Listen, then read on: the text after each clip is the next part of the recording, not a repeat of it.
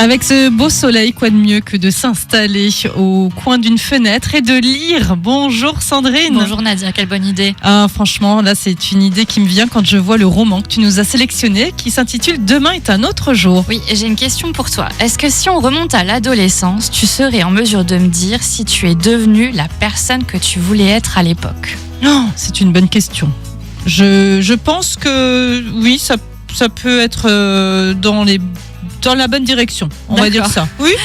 Donc le roman Demain est un autre jour est signé Laurie Nelson Spillman et petite information, il sera possible dès demain de découvrir son adaptation sur une grande plateforme de streaming. Vous vous doutez laquelle ? Tintin. L'histoire est celle de Brett qui doit faire face à la mort de sa maman emportée par la maladie. En se rendant chez le notaire avec le reste de la famille pour des questions d'héritage, elle tombe des nues. Elle pensait la remplacer à son poste de directrice d'entreprise de cosmétiques, mais il n'en est rien. Brett ne reçoit qu'une liste, un bout de papier qu'elle avait rédigé quand elle avait 14 ans et sur lequel elle avait écrit ses plus grands rêves. Par exemple, acheter un chien, tomber amoureuse, enseigner. Et pour toucher justement sa réelle part d'héritage, elle doit réaliser tous ses objectifs en moins d'1 an. Ah oui. Sauf que la jeune femme d'aujourd'hui n'a plus grand-chose à voir avec l'adolescente d'hier. Donc durant 1 an, on va suivre la réalisation des points qui sont sur la liste, les changements s'opèrent. C'est le genre de livre qu'on dévore d'une traite et qui nous amène à nous interroger justement sur ce que sont devenus nos propres rêves d'adolescents. Est-ce qu'on est devenu la personne qu'on voulait être ? Le seul point noir du livre, c'est qu'elle réalise quand même assez facilement en un temps record la plupart des points. Je pense que nous, ça nous prendrait plus. Rien que de trouver l'amour, je pense que il y en a qui galèrent, quoi.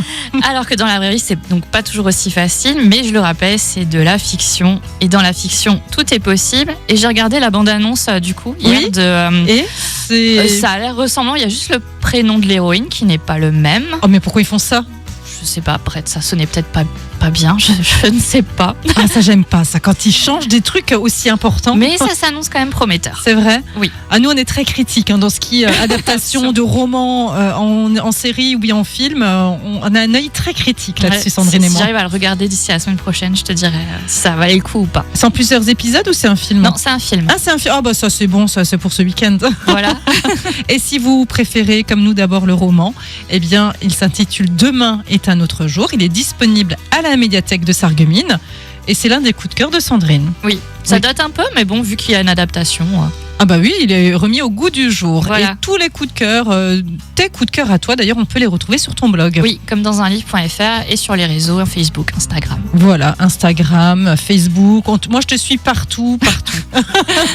Sandrine est toujours de bons conseils. On te retrouve la semaine prochaine ? Oui, bonne journée. Bonne journée à toi, il est 9h49.